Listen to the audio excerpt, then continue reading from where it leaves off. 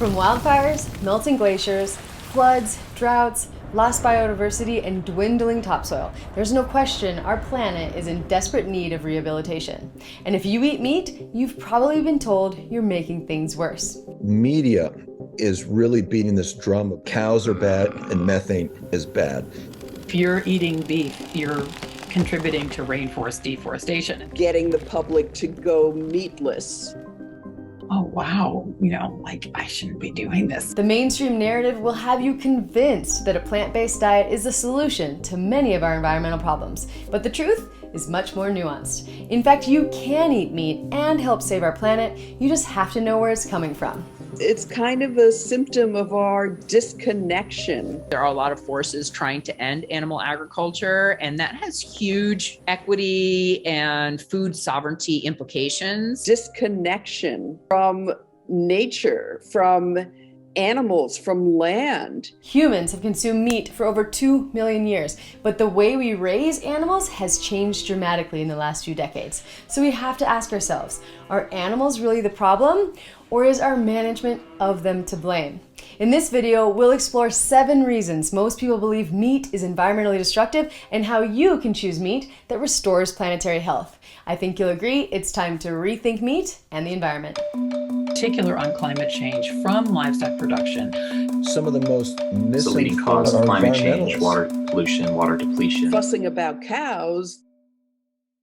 One of the most commonly held beliefs is that cow farts and burps are ruining our atmosphere. But when we really dig into the topic, a very different picture emerges. The methane issue has been way overblown and misunderstood dramatically.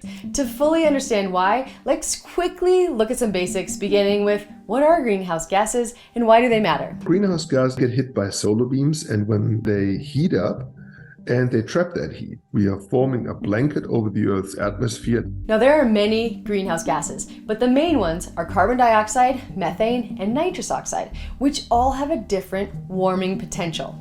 According to the GWP 100, methane has a warming effect 28 times greater than carbon dioxide, and nitrous oxide has a warming effect 273 times greater. Given this context, it makes sense that there's been a focus on methane, but there are 4 important reasons this is not the end of the story.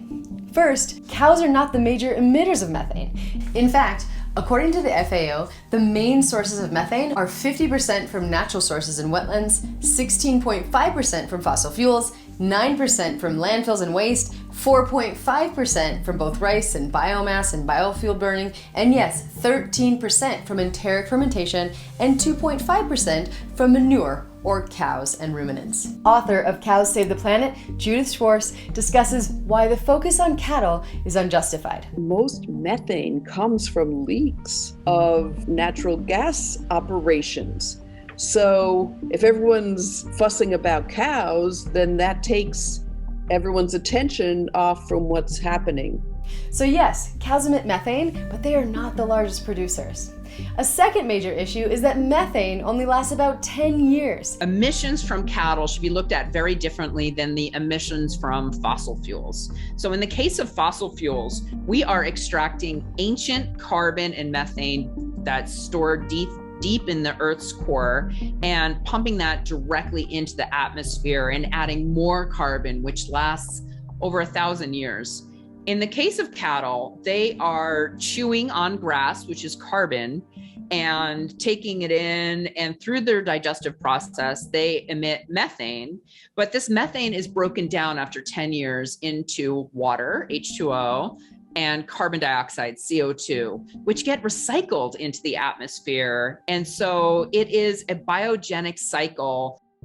Of the 737 million tons of methane emitted globally, 571 million tons are absorbed into the soil. Given this often ignored fact, the effects of methane are grossly exaggerated. And the IPCC acknowledges we may have been overestimating the impact of biogenic, i.e. livestock-generated methane, by 3 to 4 times historically. Because of this, scientists are even proposing a new way to measure methane called the GWP star, which would more accurately reflect the cyclical nature of methane. Rancher and leading expert in regenerative agriculture, Dr. Alan Williams, talks about a third reason methane issues are overblown. Do cows burp methane? Yes. It's a natural process of their digestion. Do all wild ruminants burp methane? Yes. Bison, the elk, the deer, the moose, the elephant, the wildebeest, go on and on. They all burp methane. So if a ruminant burping methane is the problem, we've had this problem for eons. We've got to get rid of every wild ruminant on the face of this earth. Now, how many people can stomach that or believe that that needs to be done? In the early 1800s, Lewis and Clark wrote about bison herds that blanketed the prairie, and some estimate 30 to 75 million bison, which is comparable to the 90 million cattle we have in the United States today. Not to mention, since about 1999, ruminant numbers have grown while methane has remained unchanged. The fourth reason the methane case is overblown is that not all animal agriculture produces the same amount of methane. So if you measure methane emissions from cattle in a feedlot or a confinement dairy, yeah, you're going to have a lot of escaped methane because there's nothing to capture it. But in a healthy grass-based system, and even historically, methane could be captured by microorganisms in the healthy soil. Many other elements of healthy ecosystems and practices have also been shown to mitigate methane, like dung beetles, rotating cattle on fresh pasture, and supplementing cow feed with seaweed. We created the problem through poor management in CAFO operations. The way to resolve that is to put our cattle back out on pasture, manage our pastures regeneratively, and we solve the methane problem. And oh, by the way, we solve the carbon problem. A second common belief is that animal agriculture creates more greenhouse gas emissions than transportation. Nicolette Hahn-Nyman, environmental lawyer turned cattle rancher, will help us understand the origins of this myth. It really started in the year 2006. There was a large report that was published by the Food and Agriculture Organization of the United Nations, and it was called Livestock's Long Shadow. Big impact on the world, and in particular on climate change from livestock production. And it was actually acknowledged fairly soon after the report came out by the authors. They were wrong when they said that livestock caused more emissions than transportation, that was simply false. Department of Animal Science professor Dr. Frank Mitloehner also challenged their claims after recognizing one major oversight. The main issue was a methodological issue where they figured in everything for livestock, all emissions, direct and indirect. And on the transportation sector, they only looked at tailpipe emissions. And so that was an apples to oranges, a classical one that we critiqued, and we shared our criticism with the agency. And later they corrected that in follow-up. Now, for a truly fair comparison, we need to consider all factors from both sides. For the transportation sector, this would include construction of trains, planes, ships, the steel, the plastic, roads, airports, gas stations, etc., as was calculated for the livestock sector, which considered methane, feed production, fertilizer, transportation of animals, and bringing the products to market. Jane Buxton, journalist and author of The Great Plant-Based Con, explained what was found when an equitable comparison was conducted. The FAO produced a follow-up report after that 14.5% number was produced, and stated that if we were doing it on an apples-to-apples basis, livestock would be 5% and transport would be 14%. So that's a huge gulf, isn't it? Meaning the transportation sector produced nearly 3 times the emissions. It's also important to note that this report was in direct contrast to other credible estimates, like the IPCC estimate that all of agriculture was responsible for 10 to 12% of emissions, and the EPA, which put all of ag at 10%, and a 2013 report by the FAO's sister organization, the United Nations Environmental Program, stating all agriculture was again responsible for around 11%. Not to mention, global emissions are often much higher than emissions in developed countries like America. According to Frank Mitloehner, for the entire livestock sector globally, that's 14.5%. And the EPA has enumerated livestock and poultry's greenhouse gases for the United States as 4%. And for beef cows, it's actually 2%. Not to mention, certain types of beef production result in fewer emissions and actually sequester carbon, which can offset methane emissions, a fact the FAO acknowledges. A report from the United Nations Environmental Program and the Intergovernmental Panel on Climate Change stated that 89% of agriculture's mitigation potential rides on improving soil carbon levels. So just like there are energy efficient cars, there are energy efficient cattle, which most of these calculations are not based on. As you can clearly see, comparing cows to cars is simply unjustified and distracts us from the larger issues at hand. So in the US, for example, beef generates about 2% of emissions. Now you compare that with the fossil fuel-based sectors, which generate over 80% of emissions. And you can see that trying to give up meat in order to reduce emissions is really like rearranging deck chairs on the Titanic. It's really not going to make a difference. But what about the idea that animal agriculture is stealing the land we could otherwise use to grow crops?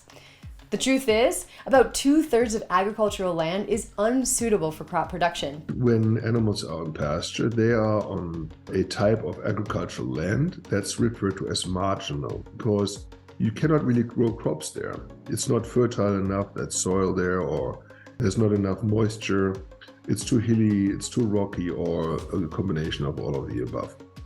Much of the land used for animal agriculture could not be rehabilitated, meaning it could not be used to grow crops. It is true that some of the marginal land can be converted into arable land, but it's the smallest minority of that land. It's a small share.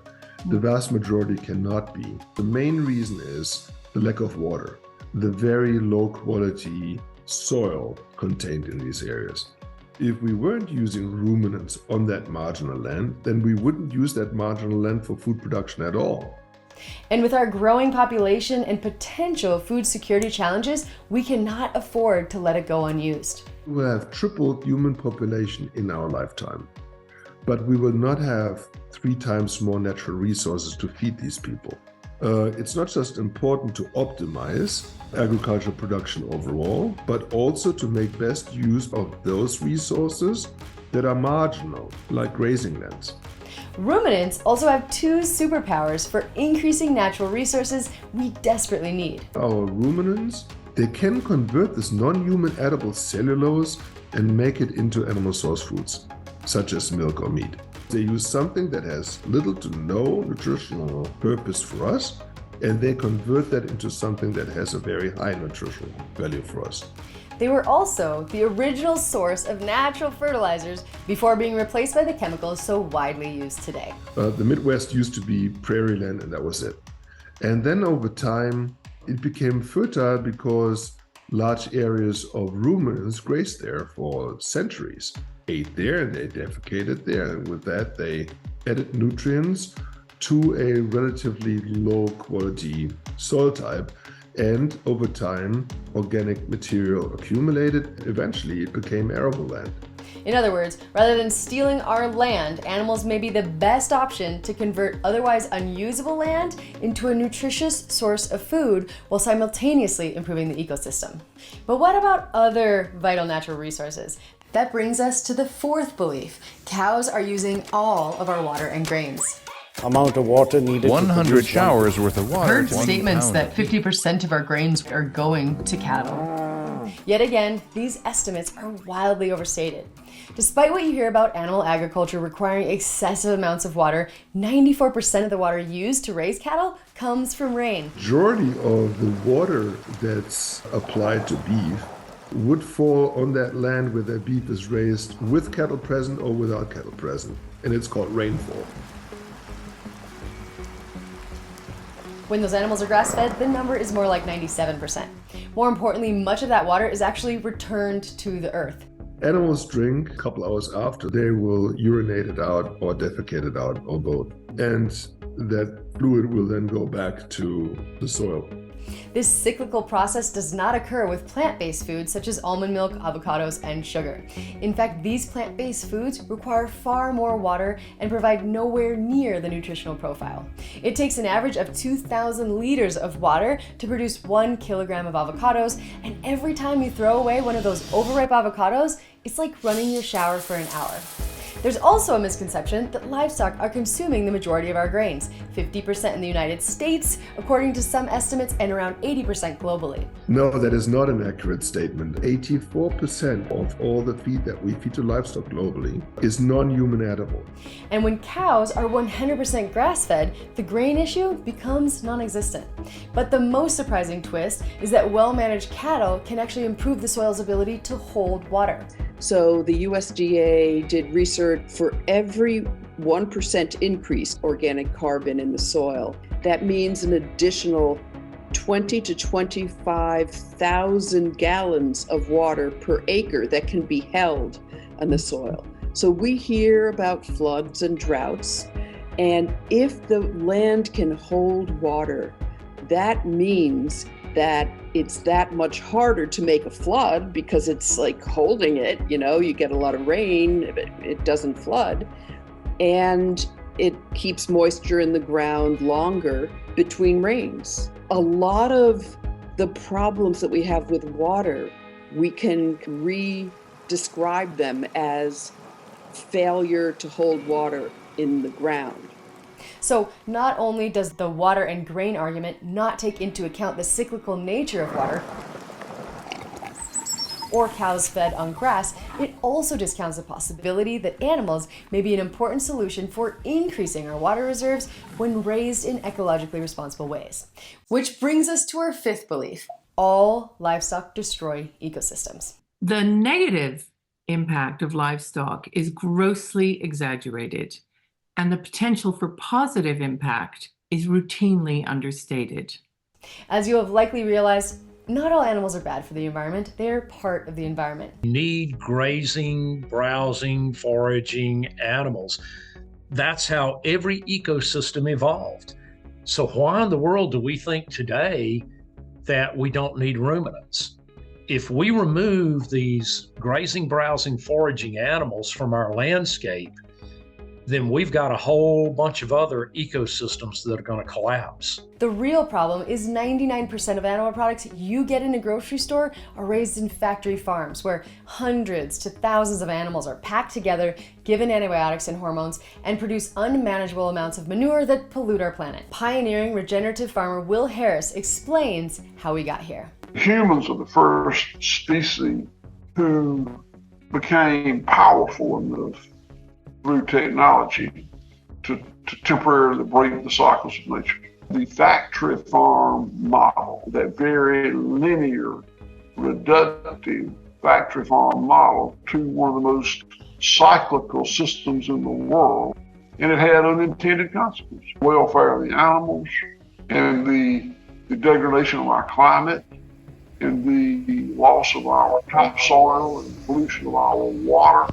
The truth is, animals do not cause environmental issues, the human management of them does, which is a hard lesson learned by world-famous ecologist Alan Savory. Early in Alan's career, he was taught that livestock were responsible for the widespread desertification he was witnessing in his home in Africa. So it's assumed scientific truth, although there's absolutely no science to support it. When he was assigned the task of rehabilitating the ecosystem, he and his colleagues recommended reducing elephant numbers to the levels that the land could sustain. They shot 40,000 elephants to try to stop the damage, but instead of getting better, it got worse. After this devastating realization and extensive research, Alan developed a method called holistic management that uses animals in a highly managed way to repair desertified ecosystems throughout the world. This system is similar to what many people think of as regenerative agriculture. Thankfully, many experts are beginning to acknowledge the truth about ruminants. In fact, I began to realize we're only going to solve this with livestock, and that's proved correct. It's impossible, and I stress that, impossible, to stop global biodiversity loss, desertification, megafires, and climate change without livestock and the holistic plant raising process. When livestock are managed holistically, they are one of the most important tools we have to heal our ecosystems, restoring biodiversity, repairing water cycles, rehabilitating soil health, and sequestering carbon, a truth we will cover in detail in the next video. Which brings us to our sixth belief: going vegan will significantly reduce your greenhouse gas emissions. An article in The Economist said, Die-hard leaf eaters can claim to have knocked 85% off their carbon footprint. And that sounds pretty great, right? But the trouble is, it's just not accurate. Let's look at 3 reasons why, beginning with how much recent research has shown America going vegan would reduce emissions. There was one study that looked at what would happen if we pulled all livestock out of our food system in the US, and they found that our greenhouse gas emissions would only go down about 2.5%, but yet our nutrient deficiencies would go up, and also our calories would go up and our carbohydrate intake would go up, which is not something we need in a country where about 70% of us are overweight or obese. And what about Meatless Mondays? Meatless Mondays would reduce 0.3% of the carbon footprint of the United States.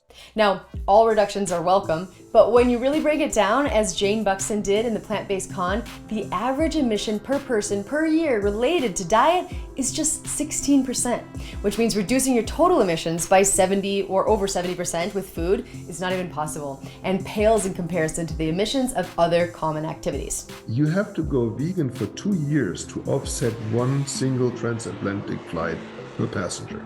Another reason to question this argument is that the current models demonstrating plant foods produce fewer emissions have serious flaws. Most of the models today talk about emissions per calorie or emissions per kilogram, but that really makes no sense at all because the value of a food does not lie in its calories or in its weight.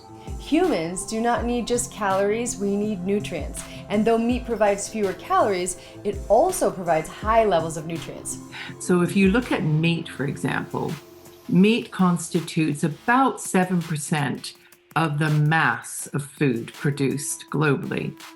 But it's so much more in terms of nutrients. So it provides over 20% of the protein, 29% of essential fats, about 24% of vitamin A, and 54% of vitamin B12, as well as a host of other incredibly important nutrients.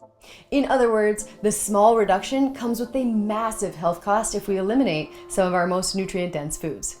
Research has also shown that when we adjust these models to consider necessary nutrients, emissions are similar between plant and animal foods. And the environmental cost of plant-based nutrients increases when you consider that the nutrients they contain are less bioavailable, and the emissions of animal foods can be reduced by up to 14% by eating nose to tail, or by eating the entire animal.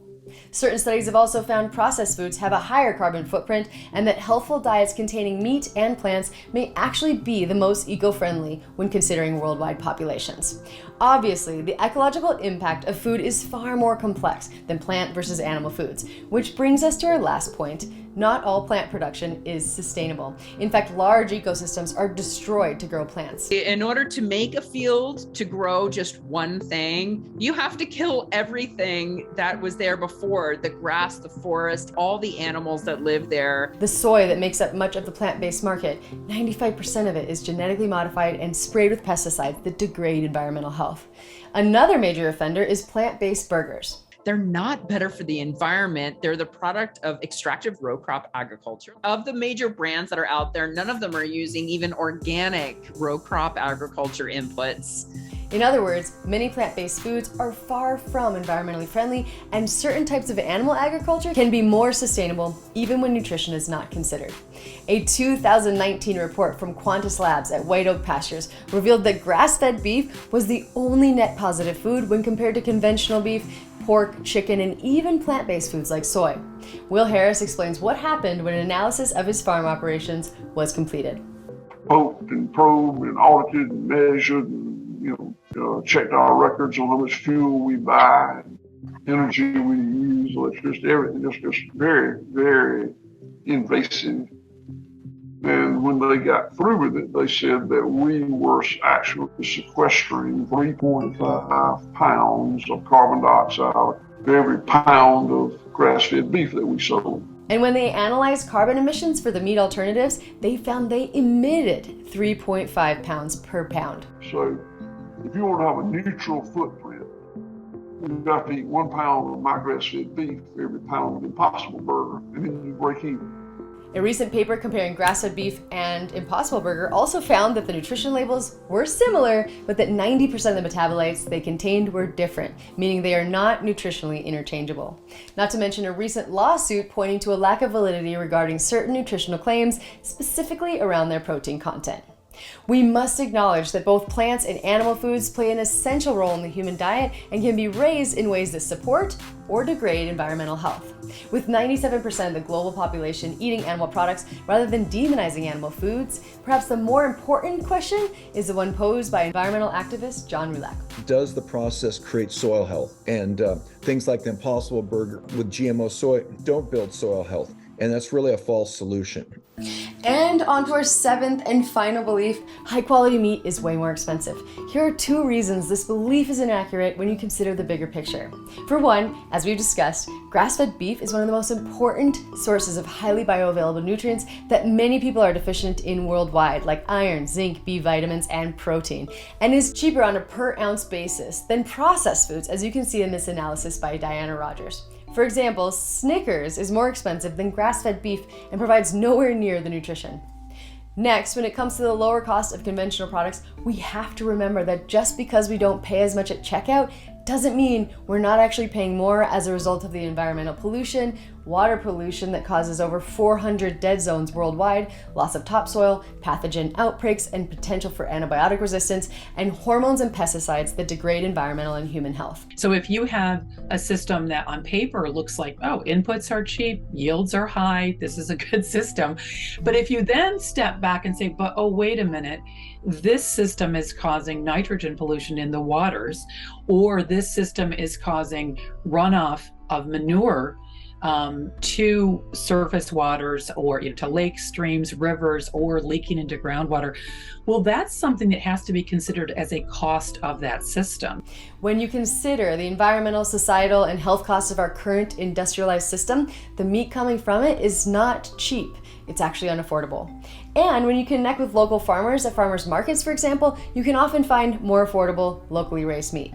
As we've learned, animal agriculture has taken far more blame for environmental damage and emissions than is warranted, especially when we consider that 75% of emissions are from fossil fuels. I would go to war to defend the person's right to not eat meat if they don't want to. But I will not allow them to tell me that they're not going to do it because animal production destroys the earth. That's not okay. That's bullshit, and I'm not going to let you get by with that. That being said, the way we raise animals today can be destructive and needs to change. Sadly, even many scientists conducting research still forget this point. And I'm going to call out my fellow scientist here. You can't look at a CAFO and the data that you collect from a CAFO and then just automatically extrapolate that to all ruminants and all animals out grazing pastures and on rangeland. It's not the same thing. Rather than demonizing all animal foods or pitting animal foods against plant foods, perhaps the most important step we can take is to consider how our foods are produced and prioritize buying food from producers using responsible practices that heal our ecosystem. Now, I'm totally against any of this factory farming. That's not how meat should be produced. So people should, if they're going to criticize meat eating, which I would join them on, criticize these thousands and thousands, millions of chickens, ducks, pigs, treated abysmally. It's horrific the way we're treating them in factory farming. Yeah. That's what should be criticized, not the ranchers who are doing their best to manage the animals humanely, because we need thousands more animals on the land. Thousands more. It's also important to remember that opting out of a broken system doesn't automatically change the system. And so even if you don't eat meat, please consider supporting regenerative farmers raising animals in ethical ways. I hope this has helped you rethink how food impacts environmental health so you can make informed dietary decisions that align with your values. Thank you for joining me for Rethinking Meat and the Environment.